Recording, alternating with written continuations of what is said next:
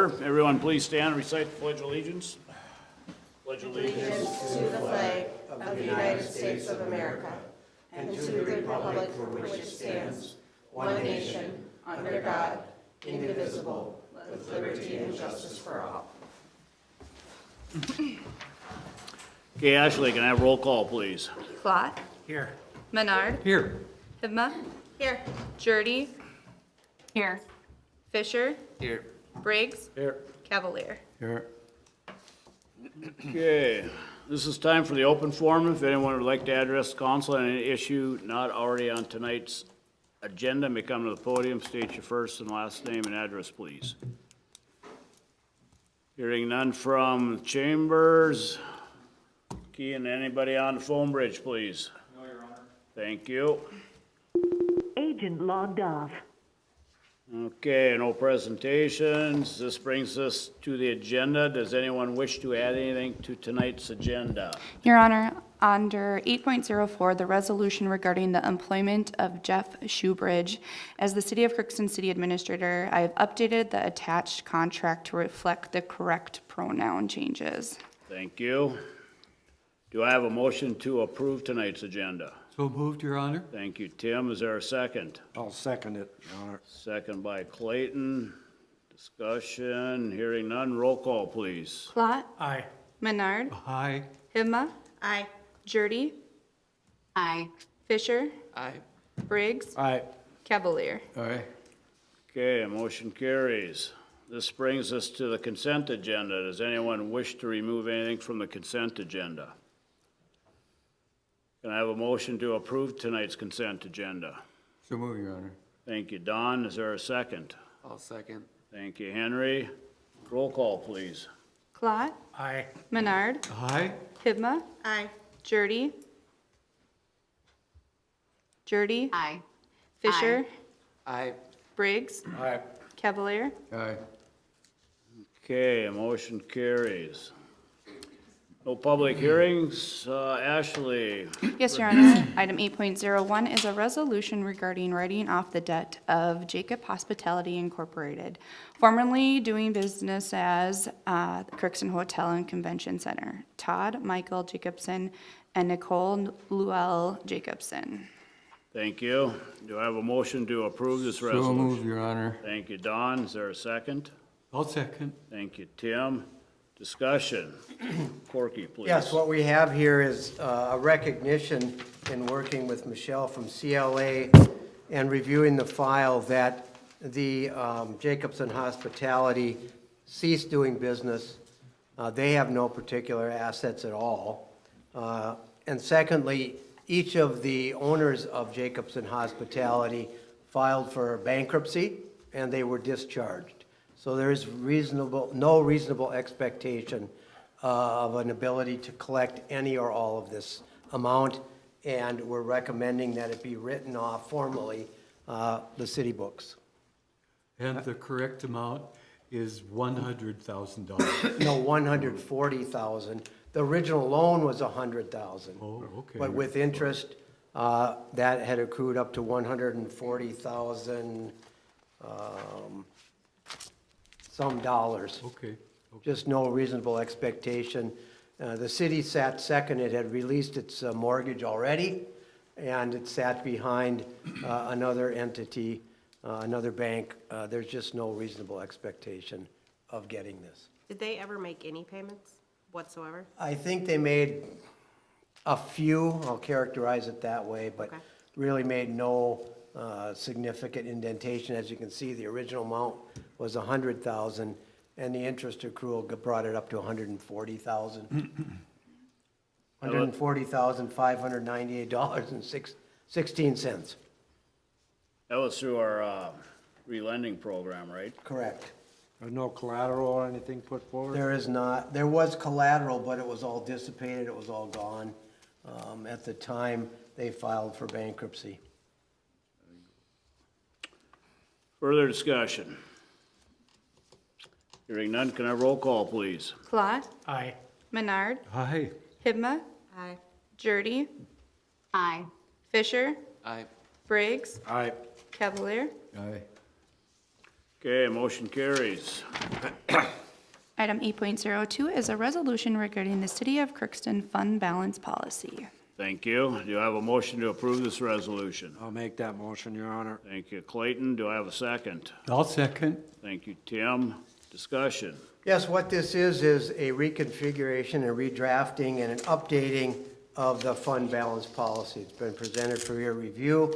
It's best practice to have a fund balance policy, and if you'll see in there, we categorize the necessity of that and set a limit of 45% for it shouldn't decrease below that. And if it goes above 50%, the council has the ability to redesignate some of the monies to other funds. It's I believe, one, it's an upgrade, two, it's an updating of our fund balance policy, bringing it more into conformity with the GASBs and the requirements that exist now. Michelle from CLA has done quite a bit of work on this. I as well did work on this. We think it's appropriate and updated and ask that you pass this new fund balance policy. Thank you. Your Honor, I do wonder if we could table this until the next council meeting. I think that not having a lot of time to review this policy outside of receiving it on Friday, I'd really like to be able to review this policy as well as the next. I move we move forward. Yes, I We'd second. have plenty of time to look at it. I'll second that. I do too. We have a motion and a second to be able to approve the resolution regarding the City of Crookston fund balance policy. Would Okay, you like me to do roll call, Your Honor? please. Clot, Aye. Menard, Aye. Hibma, Aye. Jurdy, Nay. Fisher, Aye. Briggs, Aye. Cavalier. Aye. Okay, motion carries. Item 8.03 is a resolution regarding the City of Crookston capital asset policy. Thank you. Do I have a motion to approve this resolution? So move, Your Honor. Thank you, Don. Is there a second? I'll second. Thank you, Delane. Discussion.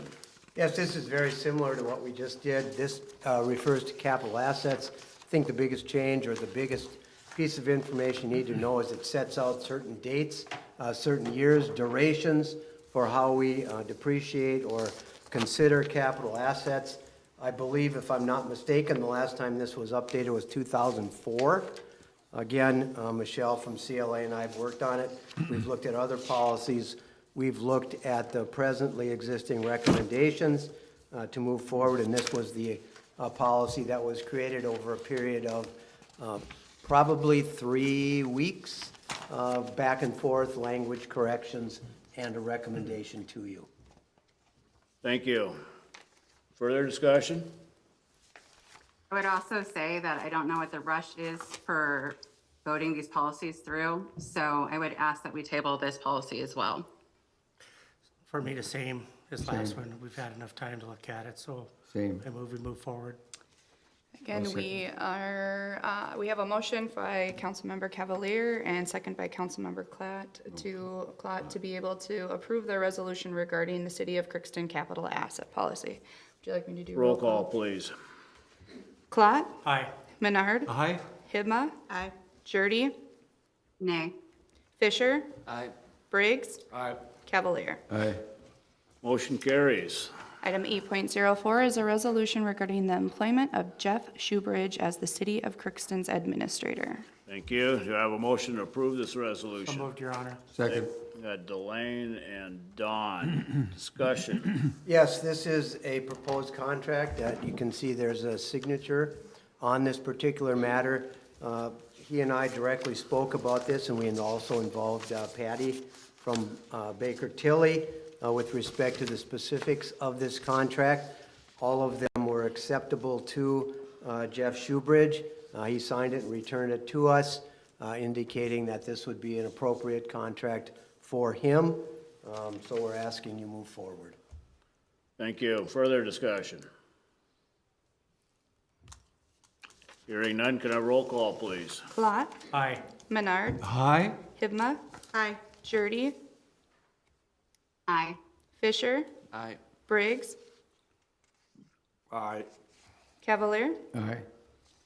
Okay, motion carries. All right, this brings us to our reports. Corky, please. A number of items. First of all, and I think Darren may speak to this as well, we did look at, and we are looking at potentially an employment of an animal control personnel, consistent with the request of a citizen last week. We are preparing levels. We are preparing a seasonal. We are preparing a part-time, and we are preparing a full-time analysis. And we're attempting to appropriately and accurately define the duties and extent of those duties. We hope to have a final, not presentation for employment, but presentation for your consideration at the next meeting. Now, there is considerable, believe it or not, work involved in trying to get a description and then what would be the appropriate pay levels for your consideration. And I believe it would be a matter for discussion at the next meeting. Secondly, we did instruct our Park and Rec Department personnel, Jake did this about the grass clippings. Don't be doing that. Pretty simple admonition, but we were aware that some of our employees were blowing grass into the streets and then potentially working its way into the water sanitary system. So those were addressed. A number of meetings. We met for a considerable length of time regarding the selection of a detective, and Darren will speak to that. But that was a very inclusive discussion, and we had more than one meeting because we had well-qualified candidates. I've met with Michelle from CLA, Kathy and Holly regarding our VIBA and HSA accounts. We've discovered a number of discrepancies in those accounts for people who either weren't working here at all, made contributions to the wrong accounts. We're working our way through those, and it takes a considerable amount of time, and we meet fairly regularly to discuss those.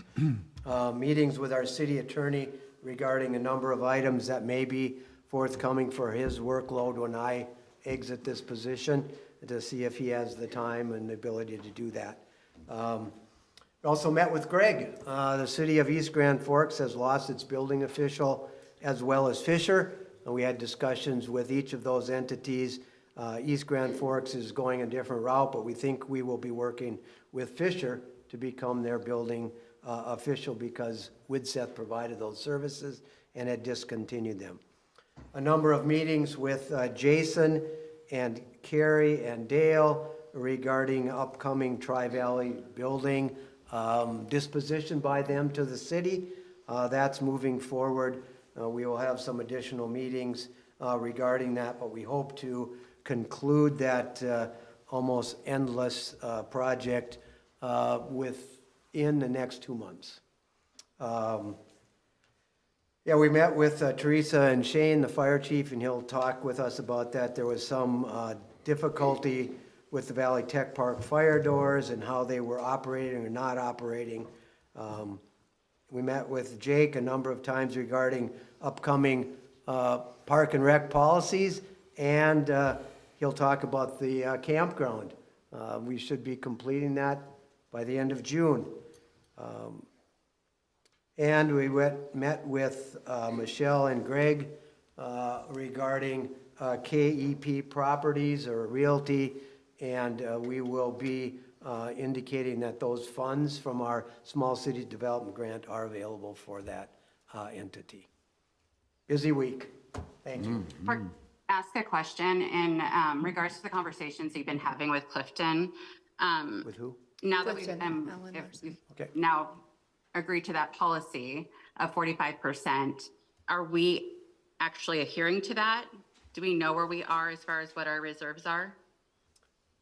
Michelle? Michelle, could we get you to come to the mic, please? The 45% actually hasn't changed much. It was 45% in the last policy, but it referred to 45% of revenue, which usually a policy looks at, you want to have at the end of a year, 45% of your following subsequent year's budgeted expenditures, because that's what you want to be able to cover. So the 45% threshold, other than changing from revenue to next year's expenditures, didn't really change. The threshold did not. We just kind of defined it. So that one hasn't changed. Obviously, we're still finishing the audit prep and finalizing the 2023 audit, which I will give an update on as well. But that 45%, as the policy was previously written, 45% of revenue is something the auditor will always look at. So the auditor would have looked at that at the end of 2022 and said, yep, you're meeting your 45% of your, at the time, policy, which said revenue. And now going forward, the policy in place at the end of 2023 was still the 45% of revenue, but we will look at applying this one as we are finalizing numbers. So as it's been analyzed in the past, yes, we have met the policy as was written at the time and anticipate it will again this year. So once the audit's completed, we should have a better understanding of that. Yep. Thank you. Thanks, Michelle. Very good. Anything else, Corgi? No, that's enough. Thank you. Shane, anything tonight? No report tonight, Your Honor. Thank you. Brandon? He's not here. Not here tonight. Greg, anything? No report tonight, Your Honor. Jake?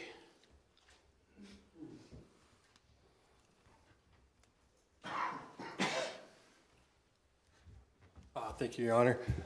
Summer rec is in full swing. We started all of our programs today that we offer throughout the summer, so it was a good day. Haven't had any phone calls, so that's good. Campground, I have been on the phone with Rich Clausen and the bathhouse. Reed, my contact from Huff Cuts with our bathhouse. They will finish up the project. I believe they actually finished up the roads last week. I'm still not sure when they're gonna hydro seed, but I'll get an answer and I'll bring that to you next council meeting. The bathhouse, we are scheduled for delivery on June 19th. So they are coming and it should take about a day and a half to get things, a full day to get things set, and then a half day to just kind of work on the quirks, you know, just go through with a fine comb and see what's going on. So they will be finishing up that week. And then Corky and I are working with Renee Madison from the Red River Corridor with like a reimbursement program and things like that. So I'm working on getting invoices now for this project so I can sit down with Corky hopefully this week and go over and get all those forms submitted so we can get reimbursement for our grant. Corky, do you have anything to touch on? One of the criteria is that all of your invoices have to be received and paid prior to June 30th. Yep. So we are asking our suppliers to give us the invoices ahead of time, which we will pay, and then we will submit those so we can get our total reimbursement For the project. from the legacy grant. Yep. Follow up with us after the deadline, so we have to see if we've made all the timelines and everything for to Yep. get the, That's my plan is to next council meeting, because that'll be, We hope to do it even before Before the then, deadline, yep. next council meeting, the 24th. yep, okay, And if we aren't there, we'll tell you. yep. And if we are, we'll tell you, and that would be a good thing.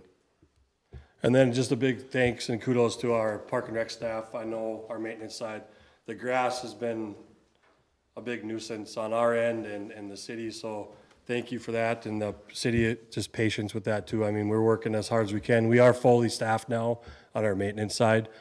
So we are sending out, 6, 7, 8 mowers at a time. And the weather is finally cooperating and it's not, so we're just gonna keep working hard and getting that stuff done. So, and then we have numerous projects. The Ray Eklund Complex, they are on Field 5 right now. They should be finishing up this week with fencing on Field 5. The scoreboards are up, they're working. There's actually a game going on right now. So I went and I turned that on and kind of showed the coach how to work that. They're gonna start working on Field 6 tomorrow. And the Diamond 1 project should start next week with the concrete.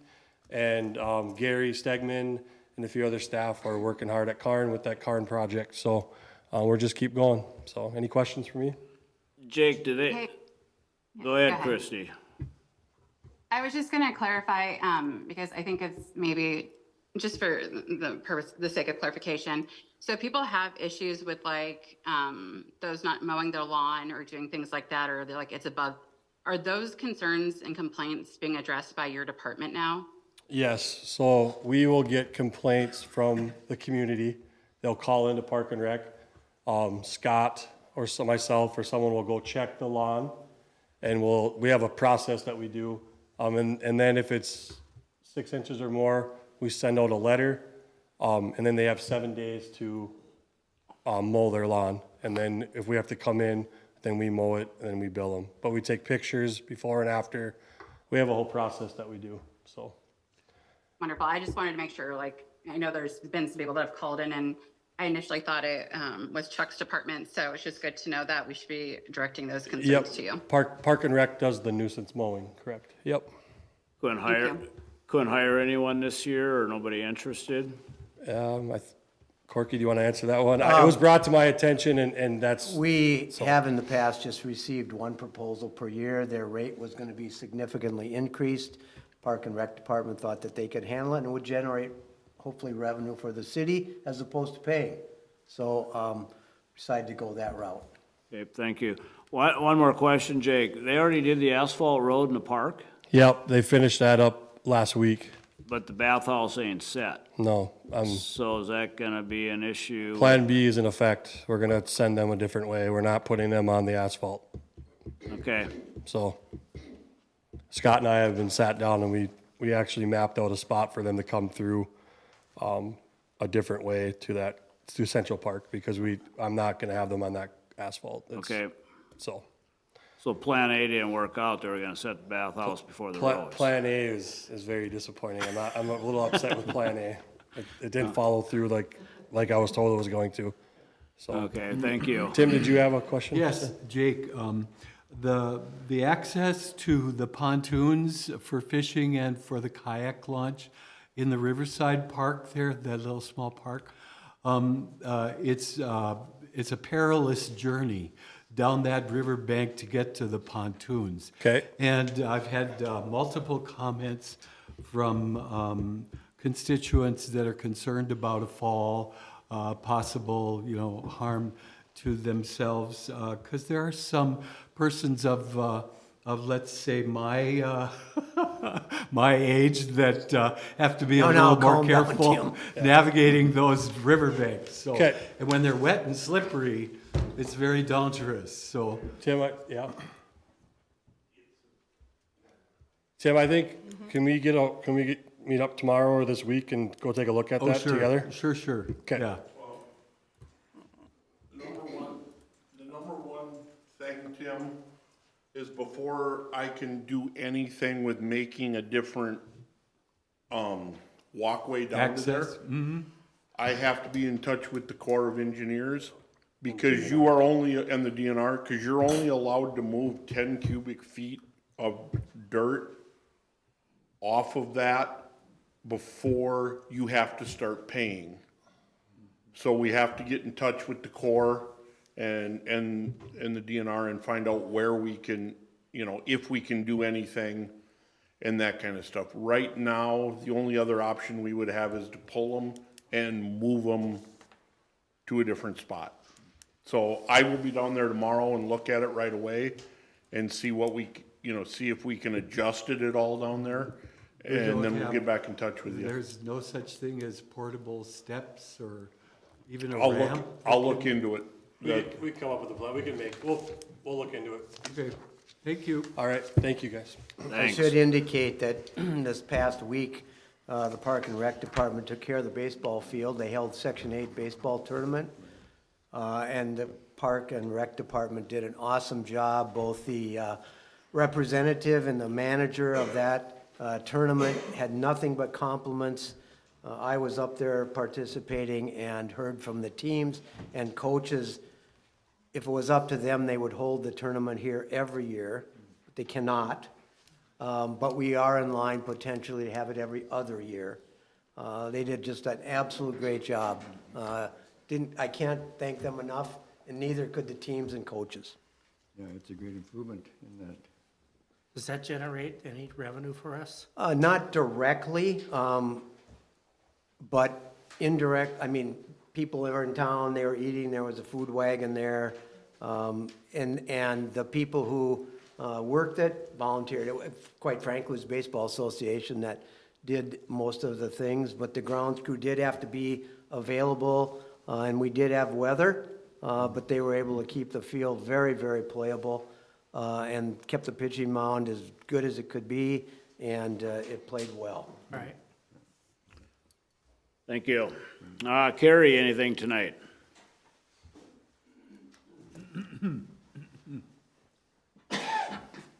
Gary, before you start, happy anniversary. Thank you. It's my 35th anniversary tonight. Glad I could be spending it with everybody.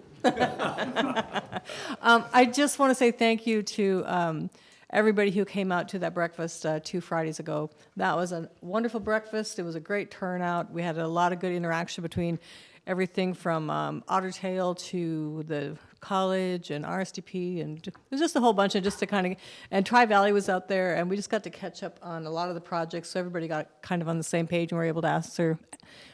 If they had questions, they could get direct answers from Otter Tail or from Fresh Energy or from the RSDP, so that was really good. And I also want to say, Quirky, on the Section 8 tournament, I had a lot of friends who had their kids playing from out of town. Some were Foston, and for one, and there was so many great comments about our field, the facilities. Even though there was rain, there was just a lot of good energy. And also I did talk with Drafts, and they had a lot of good people coming in. So our businesses did get a lot of extra business because of that. So I think that's all I've got. Thanks. Thanks. Darren, anything tonight?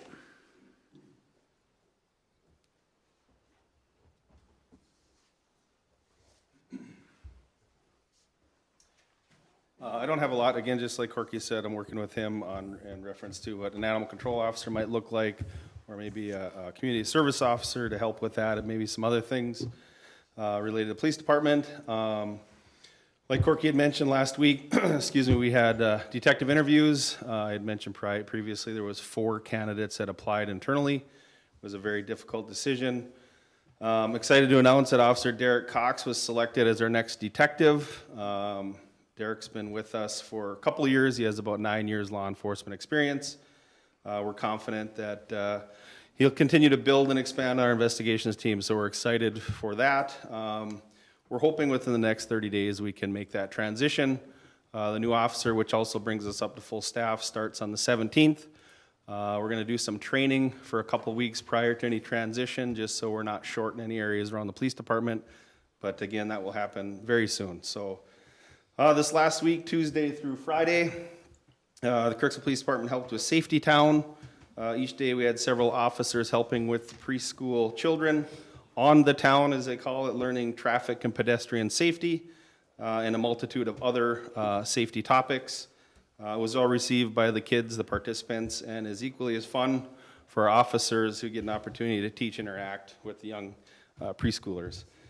Just had a meeting prior to council for Night to Night. That's our next big community outreach program. As you know, it's the largest, I think, that the city puts on, for sure. The police department had our first planning meeting tonight. It's always the first Tuesday in August, which is August 6th this year. It'll be located on the beautiful UMC campus as in years past. And I'll have a lot more updates on that as we move forward. So that's all I have. Thank you. Thank you. Kean, anything? Okay. What's that? Okay.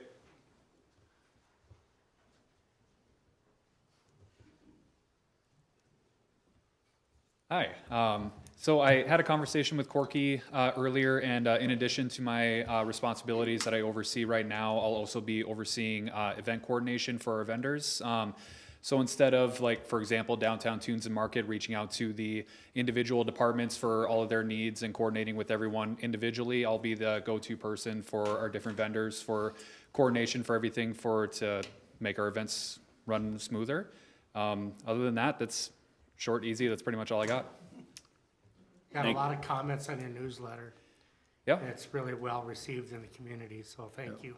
Well, that was the goal. I really appreciate hearing that. That means a lot. Thank you. Thank you. Thank you. Chuck, anything tonight?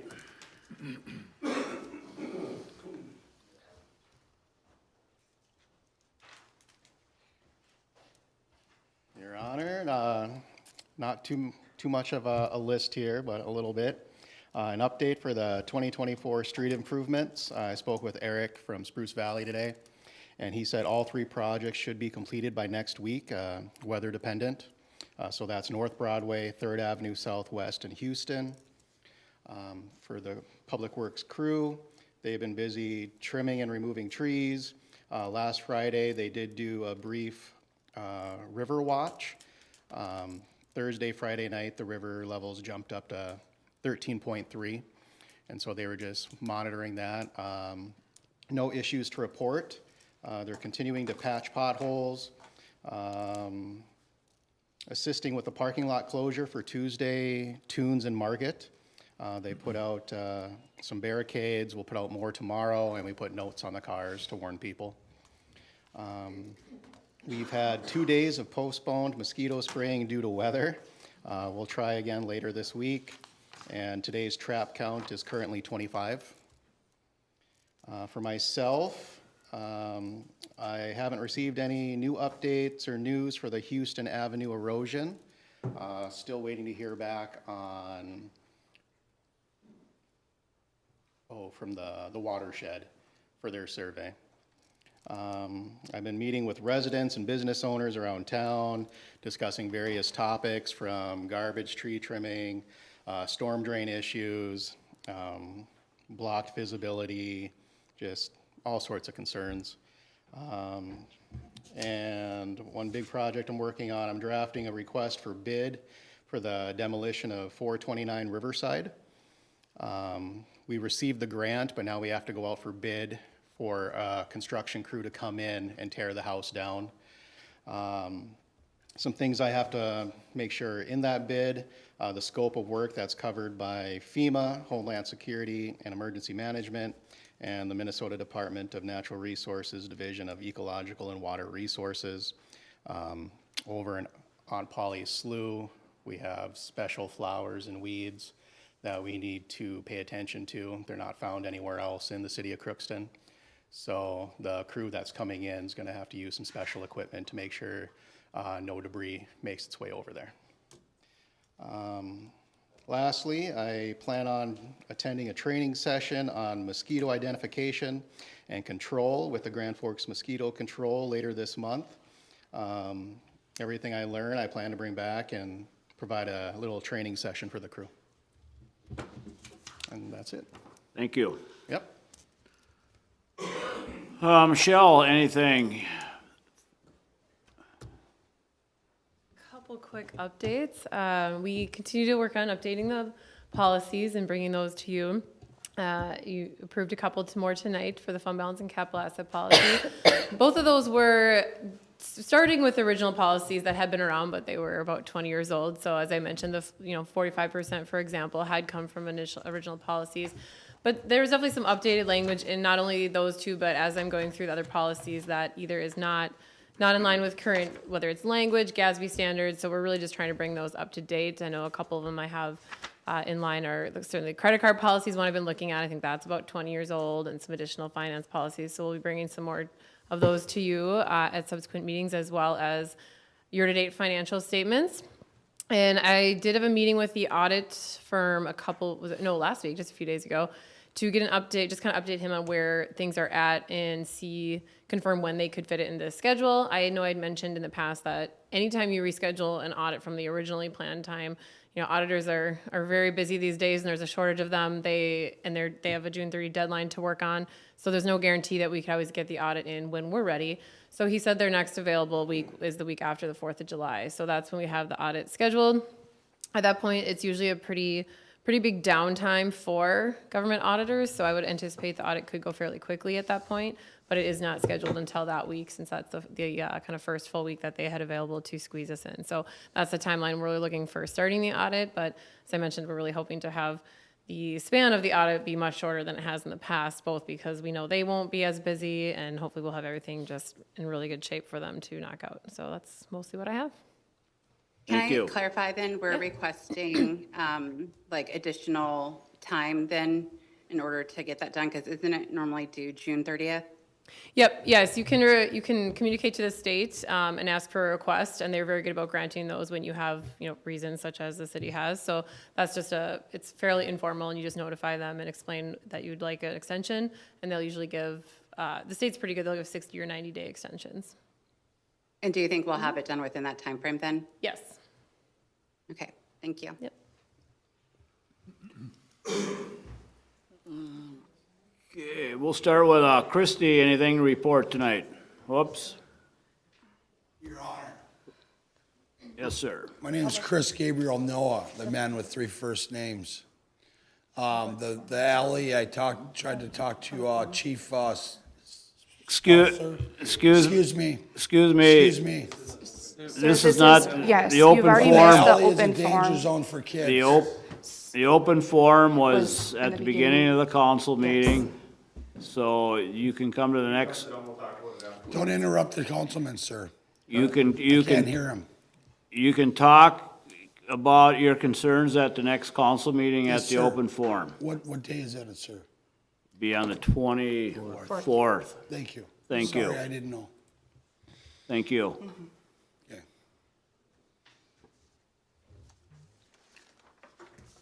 All right, we'll start with Christie. Anything tonight? The only thing I have is just more personal, that my son participated in the Safety Town and really enjoyed it, and my daughter did as well last year, and just kudos to the team for working on that and providing that as a service to the community. Thank you. Morgan, anything tonight? Nothing, Your Honor. Thank you. Henry? Just want to say good job to Chuck and his team. The Memorial Drive is looking a lot better. It got patched up really nice, so not swerving around to miss potholes and stuff. And I've seen some more work around town. It's cheaper than doing the whole road, but I mean, sometime it's gonna have to happen, but it looks nice right now. Thank you. Clayton? I'd just like to compliment the contractors on Houston Avenue. They've been kicking butt down there the last few weeks, and then noticed that the park is done. Very impressive. Houston Avenue looks very good. That's all I have, Your Honor. Thank you. Don? I've had good comments on Houston Avenue also, and I'd like to, I've also heard very, very great comments from the park board hosting that baseball tournament. Very good job. Congratulations. That's all I have, Your Honor. Nothing tonight, Your Honor. Tim? I was able to attend the breakfast meeting that Carrie referred to earlier, and there was a lot of energy in the room and a lot of gentle people, a lot smarter than me, talking about the opportunities for funding for sustainable energy, for improving our energy footprint in the community. So I'm looking forward to some of the initiatives that we've got going into the hopper. That's, also one more note for Jake. Jake, there also has been concern about vehicles that are driving down into that park and parking down by the riverside, right by the river bank. And, that could be very potentially dangerous as well. So if we had signage that indicated where people should park, that would be awesome. Thank you. That's it for me. Thank you. Not much related tonight, just whoever the silent donor was that made a donation of Park and Rec, thank you much. It goes to Kids First program. Michelle, I'd like to thank you for all that you've been doing for the city. I haven't completely gone through the capital assessment and the fund balance, but thanks for your time and effort that you've been helping us out here. Thank you much. That's about all I have. Just a reminder, there will be a Ways and Means following council. So nothing else come before council tonight. We are adjourned. Thank you, everybody.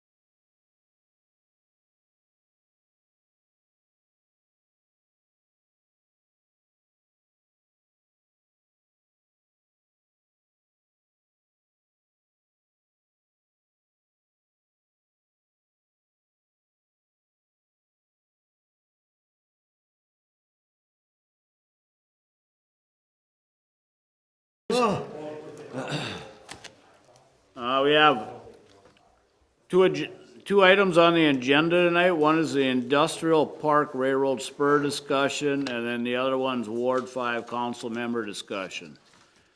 So we'll start with the Industrial Park Railroad Spur discussion.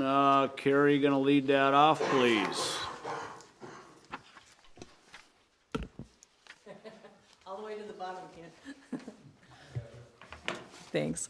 Yep, you guys have gotten a hold of us. You wanted a little bit more information on funding, like what the funding might look like. If we get the 3.3 million, what are our options for the other 3.3 million on the Industrial Park project? If you remember, the entire estimate is 6.6 million. That's got a 20% contingency in it, so we're thinking we will probably get by closer to 6 million. But the way the inflation and different things have happened, we don't want to underestimate our numbers. Briefly, I'll just remind you, this is the Railroad Spur, and it's a two-phase project over there. The first phase is the grant that Minnesota Northern got for $1.565 million. And so that's where that little line is. Right here, so and then headed that way. The 6.6 million includes the roads that you see there. It also includes doing all of our water modeling and getting all those. Basically, by the time we're done with that project, these roads will be in. We'll have everything pretty much shovel ready up to the properties. So whoever wants to come in at that point should have services up to where they want. There might be an addition of a road or that type of stuff going forward, but that's what we're looking at. So going to the second one. So I just kind of wanted to go over some of the funding and these projects are huge, and I know these numbers are huge, and I know we have not done bonding and that type of stuff for a long time, as was discussed at the last Ways and Means. So I'm glad we get an opportunity to look at this, because without going into grants and then looking at other ways, a federal grant is 3.3. We can't match federal to federal, but the state has that BDPI grant for $2 million, and we can match state to federal, but we can't match state to state nor federal to federal. Is there a guarantee that we're going to get the EDA federal grant? No. Is there a guarantee that we would get the BDPI grant from DEED? No. But if we don't try that, we're never going to get infrastructure in, right? So I want to look just kind of at how much, we can't say they're going to give us anything, but if you look at the numbers, you can look at Minnesota Northern was just awarded 1.565. The city of Crookston through DEED, we got the Innovation Business Development Public Infrastructure to build the AIC Road for $452,000. The state also gave the allocation of $890,000. Ag Innovation Campus, the state invested $7 million. Our total investment up to that point was $9,907,000. North Star Lime, through USDA, the federal program was awarded $4.4 million. North Star Lime was also loaded through the USDA through the REAP grant, which is a rural energy program, for $458,000. North Star Lime was through DEED, the MIF grant, which actually comes through the city, for $430,000, and specifically that grant, a portion of that will be forgiven, but I believe, Corky, you can correct me if I'm wrong, I believe $300,000 will come back, and that would become a revolving loan for the city. So that is a grant over to DEED, but that is money that will come back into the community to be relended into our economic development programs. 330,000, 100,000 is forgivable. Perfect, thanks. I forgot the numbers. So subtotal on that portion is $5,288,000. So the total that the state has invested is $10,337,000 just in the last few years into our industrial park, which is a huge investment of new money that has come in to Crookston to contribute to our tax base and to our businesses. So I'm excited about that. The federal has given us $858,000. So it's a total of $15,195,000 have been donated or granted into the industrial park or connecting to our industrial park. If you add on now, we're applying for another 3.3 from the federal and from EDA, and if we apply for the $2 million from the state, we basically will be asking for over $20 million investment into our industrial park. It is a big deal, and I'm excited to see that our entrepreneurs, that our businesses, they're investing in this. And the only investment up to this point that the city has, we have agreed to donate a portion of property for it. And when I was on the line with MnDOT for the railroad grant, they said, we really are happy to see the city had invested, and they were approving to do some investment in this property. So thank you guys for agreeing to do that. We haven't got all that done yet, but moving on that. So that is the investment that is going in there. So I think the community should be excited about it. I'm going to invite Sean Raynham from Northwest Regional Development to come up, and he sent over a bunch of scenarios. We met with Todd Hagan from Ellers to go over some of the questions on what would it be if it was 3.3, 1.3, what does that mean? But I would encourage us to know that the first step is just to get one grant and then to move one step at a time. Thanks, Sean. Yeah, thank you. What do you guys have access to, so we're on the same? We've got the whole thing. The whole back, so The page 6 7. pages that you sent, 7 pages, they have access On to. page 7, I think we'll probably focus a lot of our attention there. Reason being is, so like she said, 6.6 million project, we're hoping it gets down to 6. This is what we call an illustration of a bonding for the city matching share of that grant application.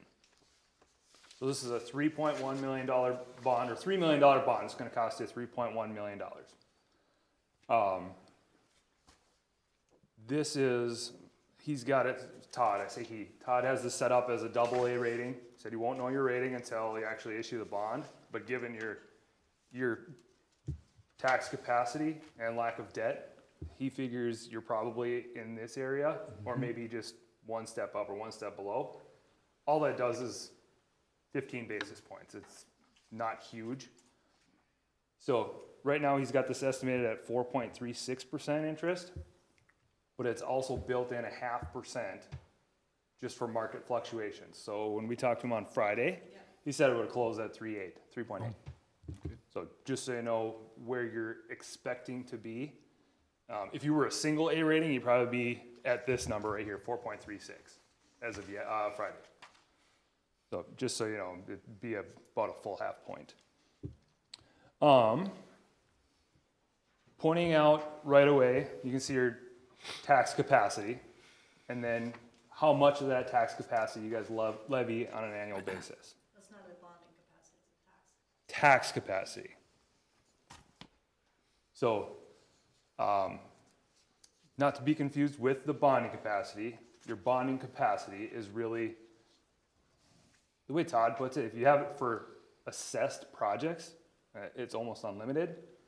But in this scenario, this affects your bonding capacity, essentially the debt service on that bond. Okay, so your annual payment is around $250,000. That would go towards your tax capacity, your tax usage there. So instead of 66%, you see it go up to 73%. So it's not the full bond that impacts that number, it's the debt service. Yep. And that would be if you were to get awarded the federal grant, not awarded any other money, had to bond for all the match, and then were unable to assess any of those properties to pay the bill, to pay the bond. So it's like worst case So scenario. This is the most this is worst case scenario. If you receive the award, you commit the match, and nobody shows up. So if you look on the right-hand side, you can see, if you pick out the value of your house, you can see how much that would cost you a year or in a month in tax increase if nothing happened other than it got built. The most unfavorable scenario. Yep.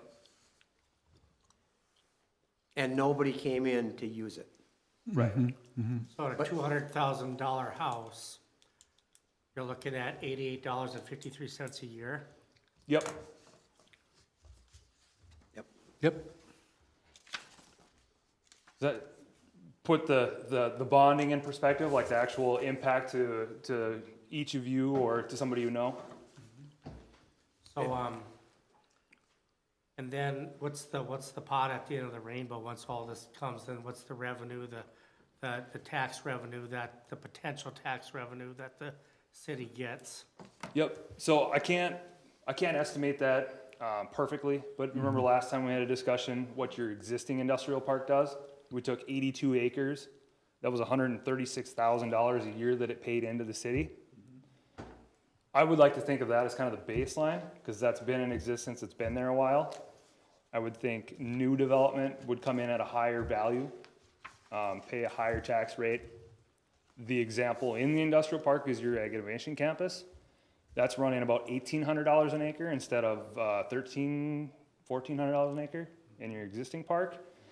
So, one, they'll pay the debt if it's assessed, right? And two, they will become a tax-paying entity, whether you offer TIF or not to offset the assessments, but eventually they'll be back on the tax rolls. So, I guess it's not an exact answer, but it give you an idea. Right. I think to add to that, and correct me if I'm wrong, but basically, if we're widening our tax base by having this rail spur in there, we're going to be attracting more businesses who will be building on those industrial acreages, which would then allow us to have a larger tax base in that industrial park, which would then offset some of the costs that would have necessarily been contributed to the residents if they hadn't, if nothing happened, as this worst case scenario is showing. Is that correct? Yeah, I think so. I gotta make sure I follow that all the way. So essentially, your revenues should pay for the infrastructure going in. Yep. Whether it's through the assessments, or even if the city just, Todd recommends assessing it, but if you didn't, just say you used your levy to pay for it, eventually that levy would go up, or your tax revenues would go up enough to cover this bill. So I think at the end once of the this day- is paid off, then yes, it will actually lessen the burden for the rest of the city taxpayers. Right. Right, So but there's I think at potential. the end of the day, the important part that I think we need to recognize is that by having the rail spur, that is going to bring us more business and more entities that'll be utilizing that and utilizing Crookston's gas for their trucks that are fueling and going to that rail spur, possibilities of storage facilities that'll be built out in the industrial park. People that'll be utilizing that rail spur will also be contributing to the funds that are then brought in as revenue to Crookston. Is that correct? Is that what we're saying here? I think the important thing that the council needs to understand is what is the ultimate benefit at the end of the day, and not just what the worst case scenario is. And we've been modeling this all based on just the industrial park and what might go in there and what might use it. It's not taking into account increased traffic. Yep. Any sales tax revenue that you may or may not receive from that. Bringing people into town, so school districts, housing, things of that nature. We've been modeling this just simply on the property. Those are all bigger benefits that may be a little bit harder to track or project at least. But with growth, that kind of stuff does happen. So when you're paying on the bond for that example that I used, that $200,000 house at $88 a year, how many years would that be to pay that? 20 year. 20 years. Yep. That's our worst case scenario. Yep, That's and if there's no- we I did this get as it. a straight bond. Right? Right And off the so, bat. and last time you spoke, a rail spur like this, what's the next closest one? St. Paul. St. Paul. Yeah, I don't know if that's accurate or not. Yeah, the closest one used to be Holly, and that closed down a while ago. I don't know where the next closest one would be.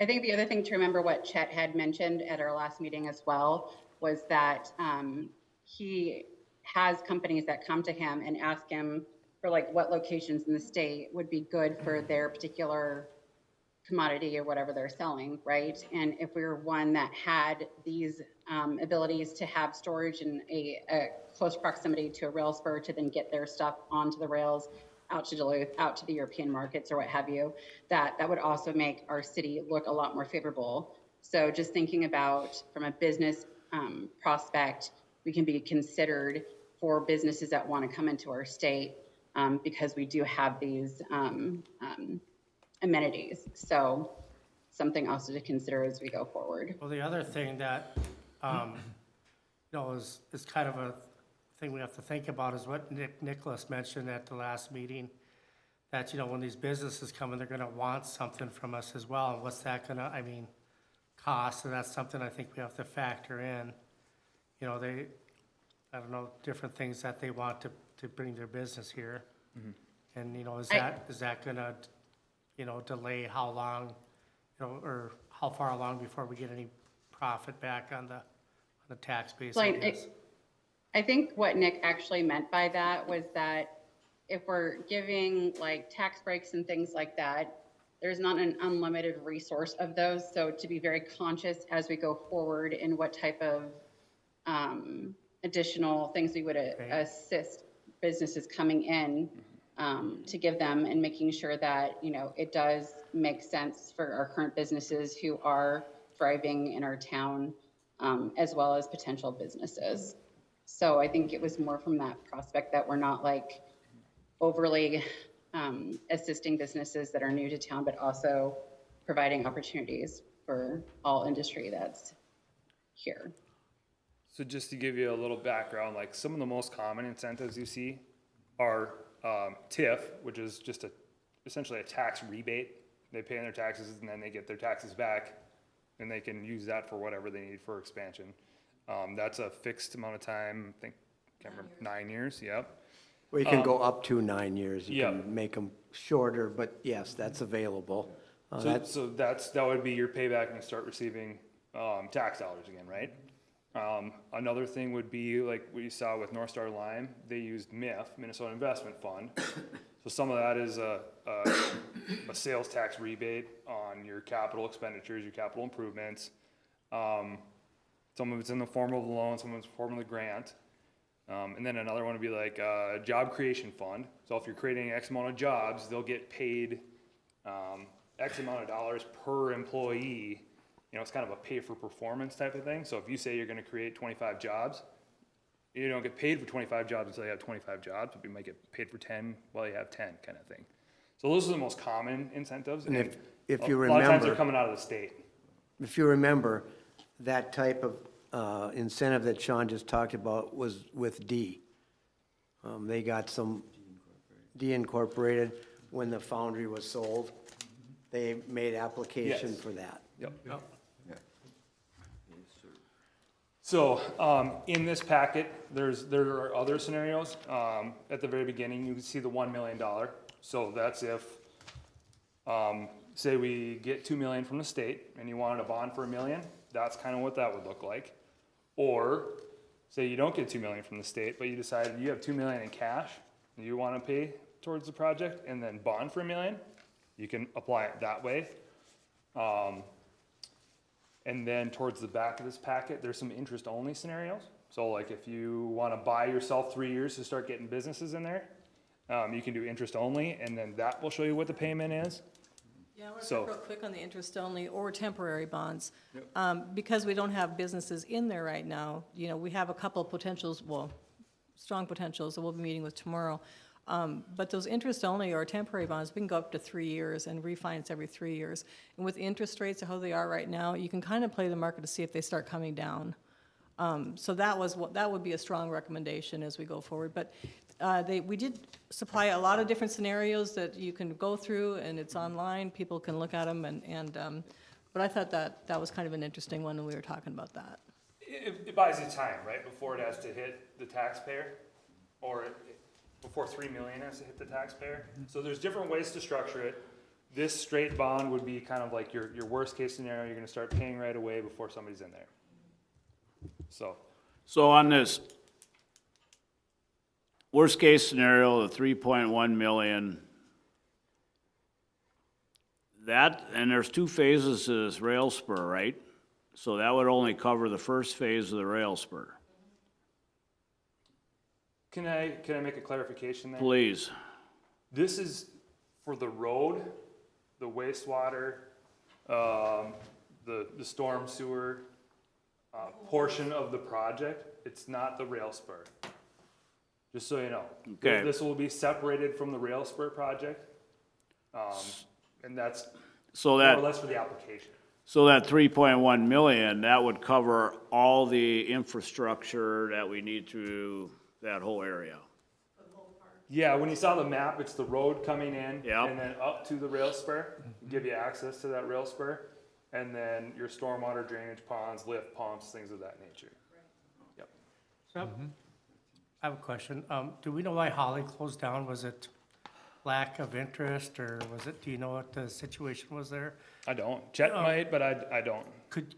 Is there something you could look into to find out why that might have happened? So, I mean, it'd be good to know. I mean, if they're, Like, is there a lack of market for it? right.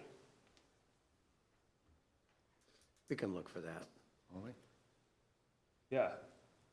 We'll look into it. I honestly, I don't have a place to start. I'd need a name or somebody to start calling out to, but I don't know the answer to that. Maybe I can just call the Holly Rail Yard and say, you know, what happened. Say on the railroad, on the Mercy grant for the railroad, that, the second phase will come from, again, another project and another grant through MnDOT, and it goes to Minnesota Northern Railroad, it isn't coming to the city. All the stuff that we're doing is in support of developing our industrial park, to support new businesses coming in that can or may use that railroad spur. There'll still be other businesses, like when the site selectors are calling the Minnesota Department of Economic and Employment Development, they have certain criteria. And so, of course, when the more shovel-ready you are, the better we look, you know, for business coming in on that. I mean, is there such a thing as to get potential business to say, yes, if you get this in here, well, We do already have that commitment from North Star Lime. We're also meeting with Soyco International from Gary. That's a very good-sized soybean exporter. We're meeting with them tomorrow, and we'll be talking about them either partnering on something, so make a little bit a bigger one, or two separate things, but yet working together. So those are two very strong, very seasoned, you know, entities that we'll be talking to. what's the capacity Pardon? of businesses that could be going through there? Ooh, it would just depend. I don't know the answer to that. Depends on the makeup. Yeah. Okay. You know, because you have AIC, which is, you know, more industrial. But if you're talking storage, well, I mean, storage takes space. Right. So it really depends on what the desire is. And we have an assurance that this rail spur is going in. We're not gonna build this road and all of that, and then it just ends up being a road to nowhere. Could you show us on the map, because it's my understanding that the 1.6 million just covers a very short portion of the spur. Yeah, I did point that out at the beginning, but I'd be happy to do that again. It's not you the go to the whole map red line again? that you see, just so you're aware. Yeah, no, I did go point out the,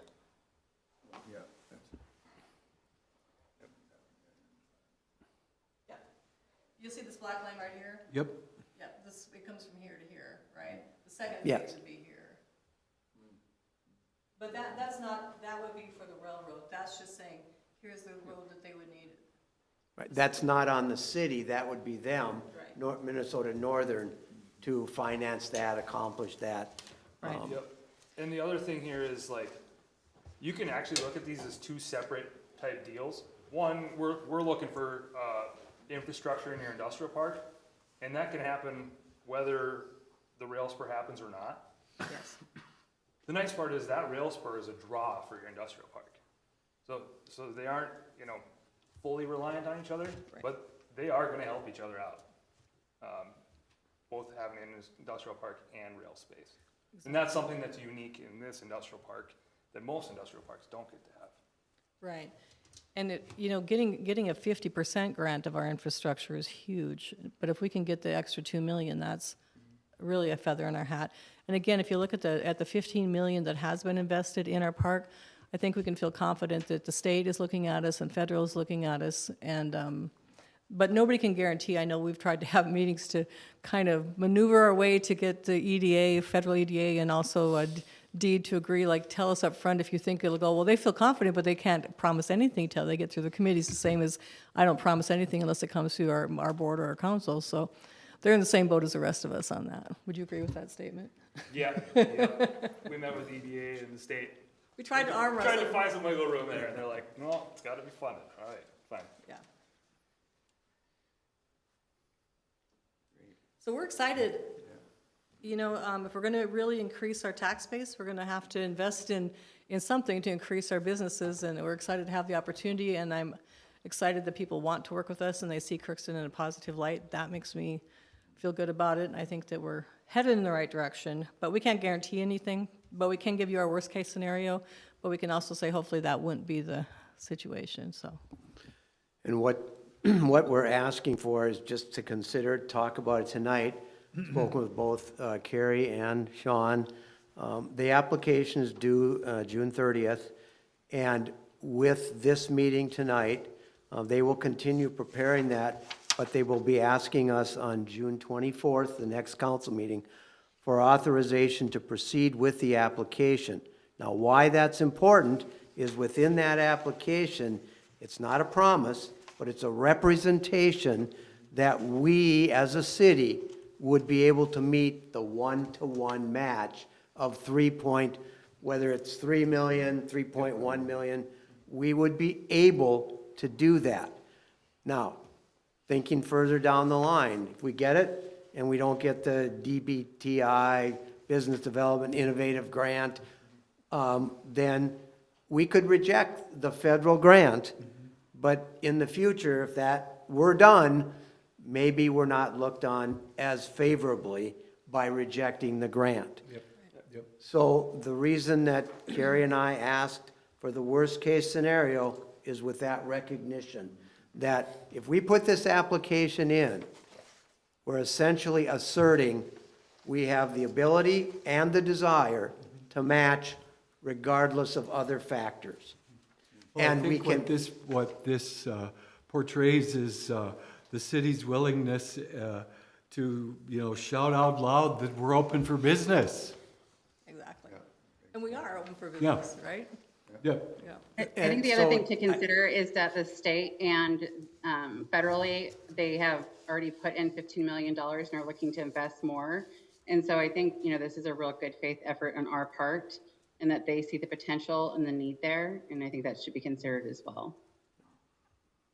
so anyway, that's why the scenarios are as they are, and there's endless possibilities of bonding from nothing to using cash. But, so they will be asked, or we will be asked next meeting to authorize an application knowing those parameters. And it will be on the agenda for authorization, as we've done in the past with other applications, to authorize the EDA to apply for this federal grant at this time, correct? Yes. Those, in the application, you're certifying that the funds are accessible and unencumbered. So, and you can do that by showing bonding capacity for the project. Exactly, that, but just so you're aware. Yeah. Bring it on. You guys all good? Because Sean and I are working on these things. Is there a consensus among the council to proceed with the application, knowing it will be prepared for your action on the 24th of June to authorize the application, and that the funds of up to 3.3 million would be available? Just a quick question. Do we know what our full bonding capacity is, just knowing that we You're may pretty- have some other projects? You're pretty limitless. It depends more on your paying. I don't like limitless when it comes to. So It's all in there. So here's your annual net tax capacity. So any bonding that you do, the annual debt service is the only thing that applies against that, not the total bond amount. And so this would be like your legal maximum, the 5.1. Okay. And we would be using 251,000. Yeah, and as soon as it starts getting assessed, that drops off, right? Goes back to zero or It a drops, number it drops smaller. off your utilization Yes. rate. So, and it'll depend on your interest rate too, right? Like the last bond I did before the inflation started hitting was only a 0.36. It was almost a zero interest rate, so it will depend on our interest rate and that type of thing. So there's so many variables. So we gave the worst case scenario and a half a point higher than what we think it would be at. Yeah, I just wanted to It's kind know of like what your- that is, just knowing we have It's like other when you run a things. credit report to see how much cars somebody can afford. Yeah, we can afford this, but it shows you what your max capacity is exactly what Sean was showing us. Let's move 5 forward on million, this. something, if that Yeah, I makes sense. say let's go for the gusto or don't go at all. The consensus is to prepare the resolution at this point, Yes. authorizing the commitment. Yes. Yes. Okay. Corky, this, I don't expect an answer now, but let's say, Don't ask. Okay, let's say what worst case scenario, it's 3 million plus. Is there money in our reserves that we could possibly take to make it less? We have monies that would be available at that time. We have, But give them the really good answer, which is we're making more money that you were talking about the other day. well, yes, there would be money available. We have laddered our investments so that as the months progress, monies become available. Because I'm just looking Yes. if that's a possibility. then Yes, it's it is less- a distinct possibility, given our readily available assets, yes. Okay. I would say that should be like a worst case scenario as well, though. I think that, it sounds better to either have like a delay bond or something where we can actually get industry in there before it becomes an actual cost to the city, as well as also looking at other possibilities for funding outside of what we're already applying. And that's certainly a decision for this council. Yeah, and you can renew those bonds twice, so you could actually skate up to 6 years. But it would be incumbent upon my department in marketing to be marketing the heck out of that industrial park, so. And we are already doing that, but we would push it even harder if we knew we were going forward with it. All right, thank you. Thank you. Thank you. Thank you. Thank you. Okay. Happy anniversary. Okay, last one is a Ward 5 council member discussion. Just wanted to bring it to your attention. As you all know, Councilmember Kressel has resigned. So our charter does provide for a number of options. That when there is a resignation, the council can and may have the ability, may designate a vacancy and may initiate a process to prepare and appoint another person. So it says may. You could do nothing as a council. You could wait and have this seat filled during the next general election, which is in November of this year. You do have enough members to conduct business without this being filled. A process, if you consider the process that was used last time, it would probably take 2 months. So you would be into August. So is this, if we did put a person in this position, would they have to run for reelection this November? They would, because this term ends at the end of December, but they're up for election this year.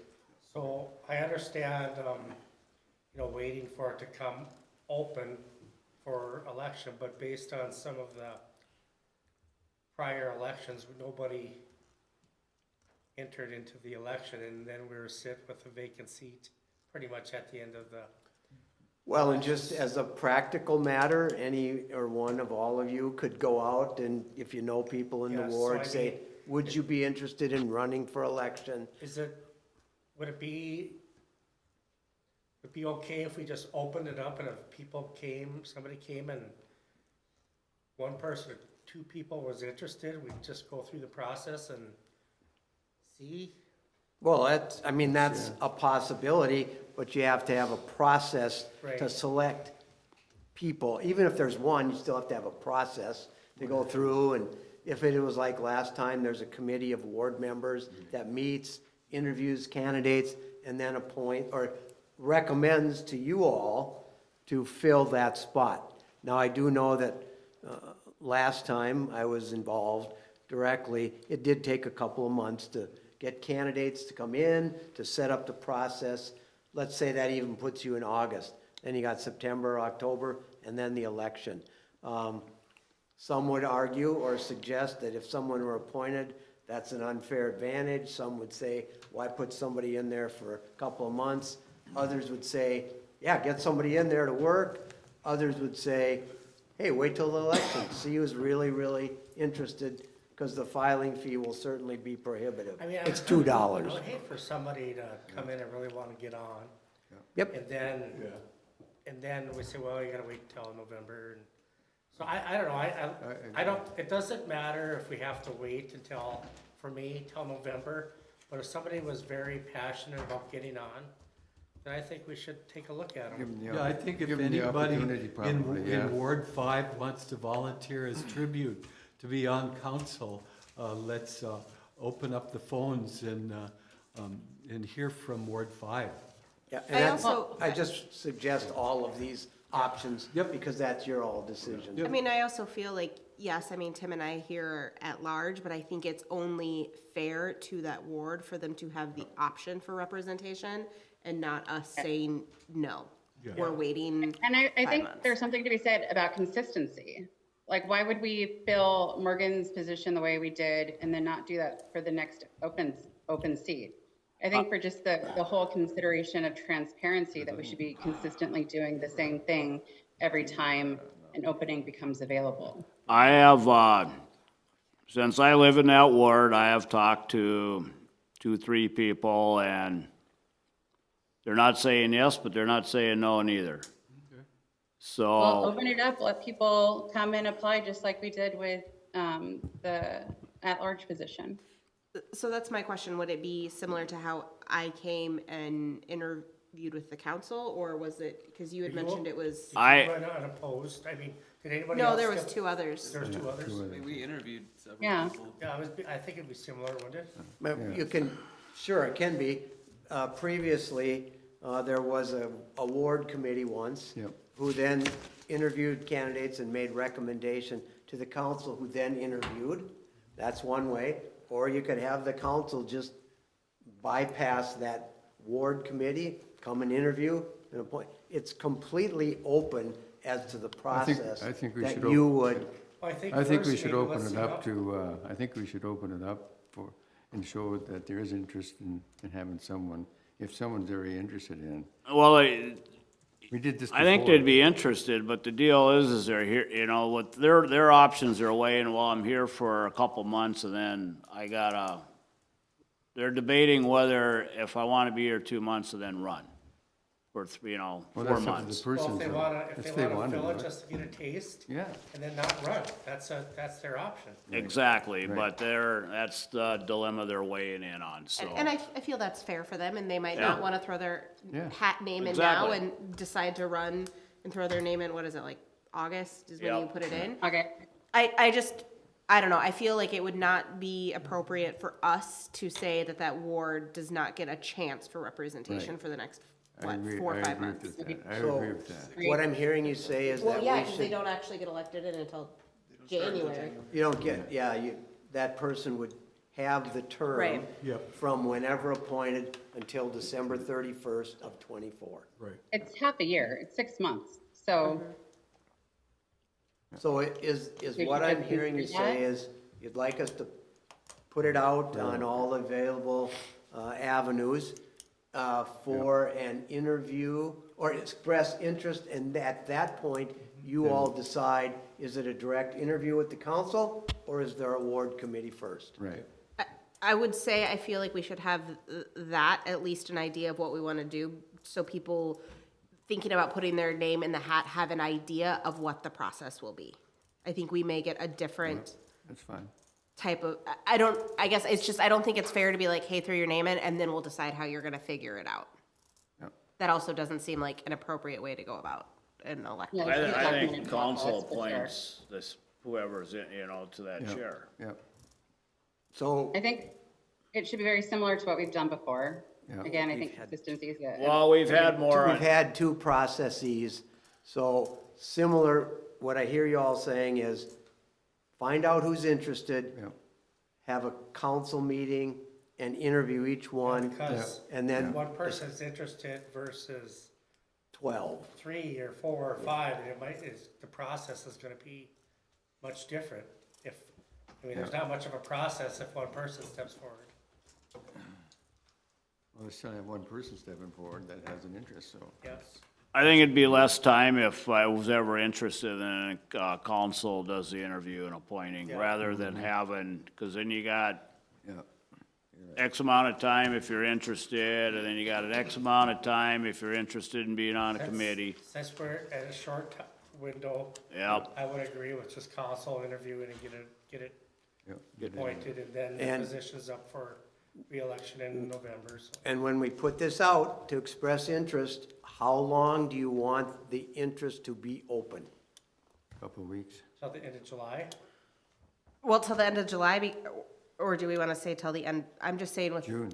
Till the end of June, knowing then we have the 4th of July. Like, I just remember for myself last year, it was listening to the meetings and you guys having this similar discussion and trying to figure it out. And then it ran into the 4th of July and then it was Polk County Fair. And so I think right now, like, if we have this ability for us to look at our calendars, kind of take a look at that. Yeah, we got a couple weeks We to do could, that. we could put it out and have a Ways and Means or interview committee in the second meeting in July. That would be, I think, the We still have 2 weeks. 22nd. Does that sound right? Is that the second Monday? Hold please. July is 15th. Yep.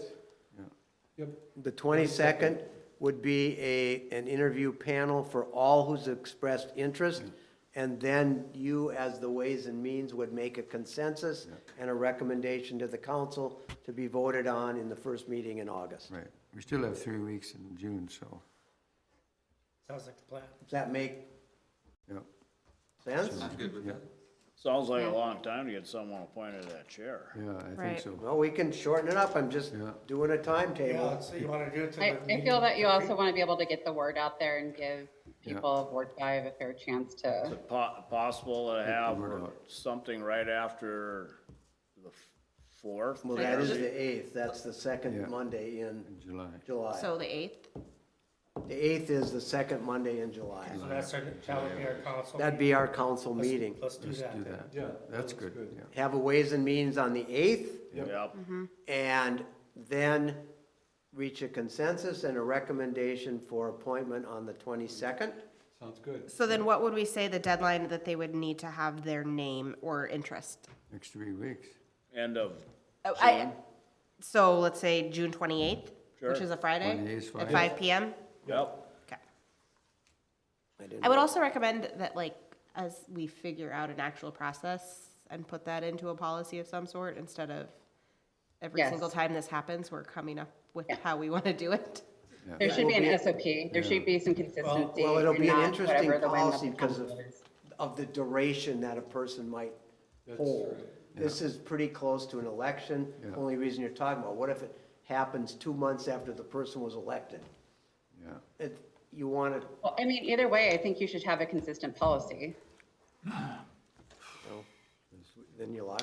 Well, there's different scenarios on each one. Just in my example, I mean, the mayor resigned 9 months into his term, and then because I was, Yeah, the vice mayor, I ended up being interim for a while yeah.